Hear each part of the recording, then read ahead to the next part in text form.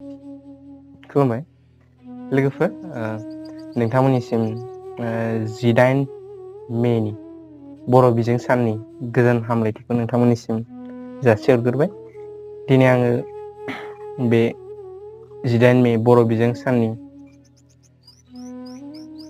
मुङैनो दोंसे खन्थाइ सुजुदों। बे खन्थाइखौनो आङो नोंथांमोननिसिम आवरायहरनो आखायाव लादों। खन्थाइनि मुङानो जाबाय बिमा रावनि बिथराइ। दा आं खन्थाइखौ जागायनोसै। बिमा रावनि बिथराइ। आयै आंनि फिसा, बेनोमोन जाथारनांगौ जोनोमनि उनावनो खोनाजेननाय बिमानि गुबै राव। आयै बेनोमोन जानांगौ आंनि गुरै गोरलै गारांजों गबोनाय गिबि रावा। जानो हागौ बेनि उनाव आफा, आदा, आब' आरो आबै आबौ जाथारनांगौ बेनो आंनि बिमा राव।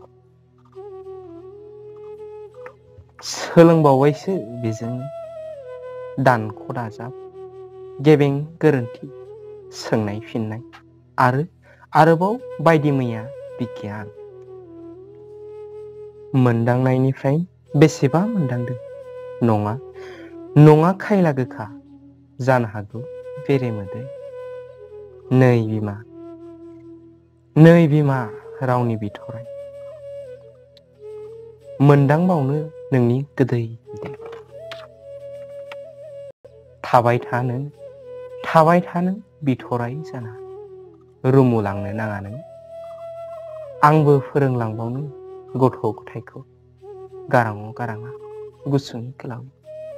खन्थाइया एसेनोसै। बर' राव गेवलांथों। जै बर' हारिनि जै। गोजोन्थों।